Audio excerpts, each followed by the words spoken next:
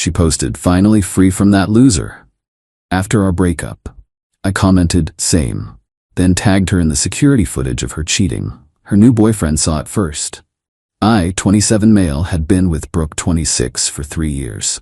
We lived together in my apartment for the last year and a half. 2 weeks ago, she broke up with me out of nowhere, claiming we'd grown apart and she needed to find herself. Classic breakup speech, right? I was devastated, but accepted it. Asked her to move out. Within the week, since the lease was in my name, she packed up while I was at work, left her key on the counter with a sticky note that said, "Thanks for the memories." I thought that was the end of it. Then yesterday happened. I'm scrolling through Instagram during lunch when I see her post. Picture of her with some dude. Caption reading, "Finally free from that loser." Can't believe I wasted 3 years on someone so boring and pathetic. Upgrade achieved. #new beginnings. Actually happy. No more dead weight. The comments were brutal. Her friends piling on about how I was never good enough and how she deserved better. Her mom even commented, "So glad you finally saw the light, honey." I sat there, sandwich halfway to my mouth, just processing. The thing is, I'd already moved on mentally. Sure, it stung, but I wasn't going to engage with that petty nonsense. Then I remembered something. See, I work in IT security. After some break-ins in our building last year, I'd installed a small camera system in our apartment. Completely legal. She knew about it, even helped me position one near the door. What she didn't know was that the system auto-backed up to the cloud for 30 days. Curious, I logged into the system during my break, started scrolling back through the footage from the past month. And holy hell. Multiple instances of her bringing that same guy from her Instagram post to our apartment while I was at work. The timestamps showed this had been going on for at least 6 weeks before our breakup. One particularly clear video from 3 weeks ago showed them making out on our couch, her saying, "Nate's such an idiot, he has no idea." But here's the kicker. In another clip from last month, they're in our kitchen and she's on the phone with someone, saying, "Yeah, Mom, I'm waiting until after Nate pays for my car repairs to dump him." Another few weeks max. My car repair payment for her Honda? $2,200, paid in full the week before she left. I downloaded everything. 12 separate incidents, all date and time stamped. The quality was good enough to see faces clearly. Now, I could have been mature about it, could have just kept quiet and moved on. But that Instagram post calling me pathetic, the comments from people I'd cooked dinner for? Nah, I commented on her post, "Same here, finally free." Then I tagged her in a new post of my own, the security footage compilation, all 12 clips edited together with timestamps visible. Caption, "When you realize the loser had receipts the whole time. BW Brooke, you left some stuff here, your dignity, for example." The first person to see it? Her new boyfriend, Derek. He was tagged too. Within minutes, my phone exploded. Brooke calling, texting, leaving voicemails. I didn't answer any of it, but I did watch the chaos unfold on social media. Derek commented, "WTF is this?" Then, "You told me you broke up with him months ago." Then he was gone. Untagged himself, unfollowed her, relationship status back to single. Brooke's friends who'd been trashing me? Deleting their comments real quick. Her post went from 200 plus likes to 43 in an hour. The best part was her mom's reaction. She commented on my post, "Brooke Ann Fletcher, call me now." Then Brooke tried damage control. Posted some word salad about toxic exes trying to ruin her happiness, and how I was violating her privacy. Girl, you brought another man into my apartment that I was paying for. My buddy Ryan screenshot her original post before she dirty deleted it. By evening, it was spreading through our mutual friend groups. Turns out Derek was someone she'd met at her gym, and told everyone there that she'd been single for months. His ex-girlfriend reached out to me laughing, saying he'd cheated on her with Brooke, but karma got him quick. I'm sitting here now, phone on silent, bourbon in hand, watching 3 years of manipulation unravel in real time. Sometimes the high road is overrated. Update 1. Woke up to 47 missed, actually 62 missed calls. 28 from Brooke, 11 from her mom Diane, 6 from her best friend Chloe, and the rest from numbers I didn't recognize. Plus enough texts to write a novel. The highlights: Brooke, take it down now or I'm calling the police. Also Brooke, please, I'm begging you, Derek won't talk to me.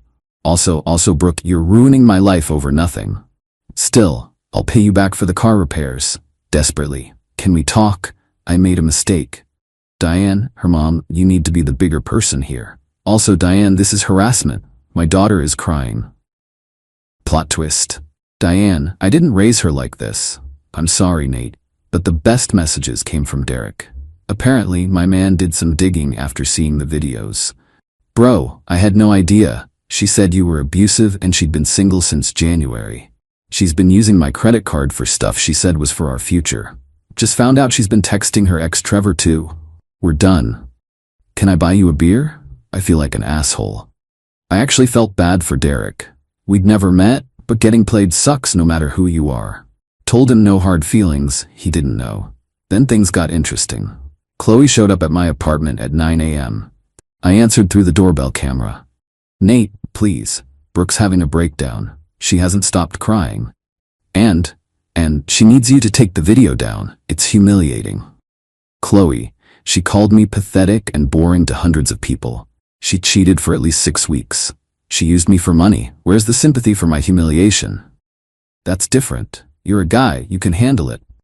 I just laughed and stopped responding. She stood there for another 10 minutes before leaving. Around noon, Brooke tried a new strategy. She made a TikTok. Oh yeah, she went there, crying with no makeup, talking about how her narcissistic ex was trying to destroy her because he couldn't handle rejection. How I was a controlling man who monitored her every move with cameras. Problem is, one of my coworkers, Janet, is TikTok famous-ish, like 100K followers. She saw Brooke's video and responded with her own, including screenshots of Brooke's original loser post and a brief explanation of what actually happened. Janet's video got 10x the views in an hour. The comments on Brooke's TikTok were not what she expected. Girl, you cheated and got caught. Take the L. Imagine calling someone pathetic then crying when they defend themselves. Not the consequences of my own actions. She deleted it within 2 hours. But wait, there's more. Update 2. Y'all are not ready for how this escalated. So Brooke's dad, Roger, called me. Now Roger's always been cool. We used to watch football together and he'd privately apologize for some of Brooke's behavior before. Dude sounded tired. Nate, I'm not calling to defend her. I saw the videos, I'm disgusted. But Diane is making my life hell, and Brooke won't stop wailing. What would it take for you to remove the post? Roger, I'm not trying to be difficult, but she publicly humiliated me first. She called me pathetic. She used me. I'm just telling the truth. He sighed. I know, kid. I know. Let me ask you something. Did she ever pay you back for that weekend trip to Miami last year? The one for her friend's bachelorette party? No. She said she would, but won $1,800, right? I saw the charge on your statement when you guys were showing me something on your laptop. How about the MacBook you bought her for Christmas? Roger, I'm sending you $5,000, not as a bribe, as an apology from a father who apparently raised an entitled brat. Do whatever you want with the post. Before I could protest, he hung up. The money hit my Venmo an hour later with a note. For the bullshit, Roger. I didn't take the post down. That afternoon, Derek reached out again. We actually met for that beer. Turns out, Brooke had been playing him worse than me. She'd told him she was a marketing director at some tech startup. Reality? She's a part-time social media coordinator at a vitamin shop. Told him her family had money. Reality? They're middle class like everyone else. The apartment she claimed was her friend's place where she was temporarily staying? That was her parents' basement. Derek showed me their texts. She'd been planning their future together, talking about marriage, kids, the works. While she was living with me, the dude looked broken. She said you were abusive, he told me over his third beer. Said you monitored her every move, wouldn't let her see friends, controlled her money. Bro, she went to Miami for her trip on my dime. She had full access to everything. I barely knew where she was half the time. She played us both. We actually ended up having a decent time. Turns out we both like the same football team. Weird how things work out. That night, the plot thickened. Brooke's ex before me, Trevor, slid into my DMs with receipts. Yo, saw your post. Not surprised. She did the same thing to me 3 years ago. Look at this. He sent me screenshots from when they dated. Identical pattern. She'd cheated on him with me, though I had no idea she was with someone. She'd told me she'd been single for months when we met. The messages showed her trash-talking Trevor to her friends while setting up dates with me. She called me pathetic too when I caught her. Posted about it and everything. I just didn't have video proof like you. I asked if I could share his screenshots. He said, go for it. So I made update post number 2, since she wants to talk about patterns. The Trevor receipts went live at 9 p.m. By 10 p.m., Brooke had gone full nuclear. Update 3. Brooke showed up at my work. Yeah, she went there. Security called me down to the lobby. There she was, mascara running, holding a box of what I assume were supposed to be apology cookies. The security guard, Jerome, was trying not to laugh. Sir, this young lady says she needs to speak with you urgently. Nate, please. 5 minutes, that's all I'm asking. I looked at Jerome. Can you stay here? As a witness? He nodded, pulled out his phone, definitely started recording. Brooke, you have 2 minutes. I'm sorry, okay? I'm sorry I called you names. I'm sorry about Derek, but you're destroying my life. I lost my job. Wait, what? My manager saw everything. She said I created a hostile social media presence that reflects badly on the company. That vitamin shop she worked at? Turns out they have a social media policy. And publicly calling someone pathetic and boring, then getting exposed as a cheater, violates their values of integrity and respect. That's not my fault, Brooke. You posted first. But you didn't have to respond. You could have been the bigger person. Like when you were the bigger person by cheating on me for 6 weeks? She actually threw the cookies at me. Jerome stepped in. Ma'am, you need to leave before I call the police. This isn't over, Nate. You'll regret this. Cool. Jerome, can you email me that recording? She stormed out. Jerome sent me the video within minutes. That was better than reality TV, he said. But she wasn't done. Oh no. That evening, I got a call from my landlord. Brooke had contacted him, claiming she was still a tenant and I'd illegally evicted her. She wanted back in. Thank God I'd been smart about documentation. Sent him the proof that she'd moved out voluntarily, left her key, and was never on the lease. He laughed it off and warned me she sounded unhinged. Then came the messages from random numbers. Brooke had apparently recruited her cousin Destiny and some other friends to harass me. You're a small dick energy loser who can't handle rejection. Brooke deserves better than your petty ass. Real men don't seek revenge. I didn't respond to any of them, but I did post the security footage of her throwing cookies at me at work with the caption, Update, she seems to be handling the breakup well. The comments were golden, not the cookies. Jerome deserves a raise. She really thought baked goods would fix this? Then Derek commented, those are store-bought cookies, BW. She told me she was a great baker, but I never saw her cook anything. Even Roger liked that comment, but the real tea came from an unexpected source. Final update. Remember Chloe, Brooke's best friend? She DM'd me last night. I need to tell you something. Apparently, Brooke had been planning this for months, not just the cheating, but the whole humiliate Nate publicly exit strategy. Chloe had screenshots of their group chat where Brooke laid out her plan. 1. Find a new guy with more money, Derek. 2. Use me for expenses until Derek was locked in. 3. Break up suddenly to maximize emotional damage. 4. Post publicly about how terrible I was to control the narrative. 5. Play victim if I retaliated. Brooke's message from 2 months ago. Nate's so predictable, he'll probably just cry and accept it. Boring men always do. Another message. Derek's taking me to Turks and Caicos next month. Still gonna make Nate pay for my car first though. Chloe was sending me these because Brooke had turned on her too. When Chloe suggested maybe publicly humiliating me was too much, Brooke had called her jealous and bitter in their friend group chat. She's not who I thought she was, Chloe wrote. I'm sorry for my part in this. I posted the screenshots with one final update. When you plan to humiliate someone for months, but forget that receipts work both ways, I'm done now, moving on to better things. The response was swift and brutal. Derek's ex-girlfriend commented, she did all this planning, and Derek still left her for a bartender at Buffalo Wild Wings. Wait, what? Turns out Derek had already rebounded with someone new. Posted a story with a girl named Cassidy last night. Brooke had been bombing his phone begging for another chance while he was literally on a date. Roger texted me, I showed Diane everything. We're getting her therapy.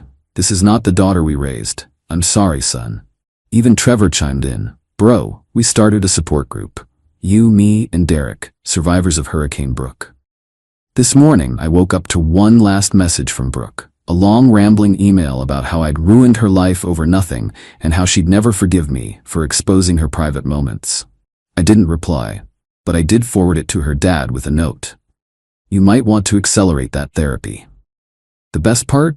My original "same here" finally free comment now has more likes than her deleted post ever did. Life's actually pretty good now. That $5,000 from Roger? I used part of it to take a solo trip to the mountains this weekend. Posted some hiking photos. Living my best life. Derek and I are weirdly becoming friends. We game online sometimes. He's dating Cassidy the bartender. She seems cool and thinks the whole situation is hilarious. Trevor started dating someone new too. She reached out to both Derek and me for a background check on Brooke after finding out Trevor's ex was her friend. We told her everything. She thanked us and said Brooke was already blocked. Brooke's still posting cryptic quotes about rising above the haters and knowing your worth. Each post gets fewer likes than the last. Her comment sections are turned off now. Chloe and I actually grabbed coffee yesterday. Not romantically, just two people bonding over realizing someone we trusted was toxic. She told me Brooke's been begging everyone for money since she lost her job. Even made a GoFundMe, claiming she was a victim of cyber harassment. It raised $73, all from her mom. The vitamin shop apparently hired someone new already. The new girl follows me on Instagram and likes all my posts, which is kind of funny. My coworker Janet's TikTok about the situation hit 1 million views. She offered to make me TikTok famous. I declined. I've had enough internet drama for a lifetime. Jerome the security guard asks me for updates every morning. He says it's better than his soap operas. Started calling me Cookie Man. Looking back, the signs were all there. The way she'd trash her ex, how she always needed money but never seemed to work full hours. The constant need for validation on social media. How she'd get angry when I didn't react to her provocations the way she expected. But you know what? I'm grateful it happened this way. If she hadn't posted that loser comment, I might never have looked at the security footage. Might never have known the truth. Would have spent months wondering what I did wrong. Instead, I got to watch karma work in real time, and made some unexpected friends in the process. To everyone asking if I regret posting the videos, nope. She attempted to publicly humiliate someone she'd been deceiving for months. She got exactly what she deserved, the truth, served cold. The security system? Still installed. Still recording. Because you never know when receipts might come in handy. And Brooke, since I know you're reading this, Chloe told me you check my profiles daily. That offer to return your dignity still stands. But you might want to check if you ever had it in the first place. Peace out. I'm going hiking again this weekend, living that pathetic life she saved me from. Edit. Stop asking for the security footage, not sharing it beyond what was needed to make my point. I'm not trying to go viral, just wanted to clear my name. Edit 2. To the 3 people who found Brooke's GoFundMe and donated $1.01 with comments like, "For the cookies," and "Here's your dignity fund. Y'all are wrong for that." Funny though. Edit 3. Derek just texted me. Brooke made a fake profile to message Cassidy claiming Derek cheated with her last week. Cassidy immediately knew it was BS because she and Derek were at her family's house out of state last week. Brooke used a photo from 2 months ago as proof. The desperation is real.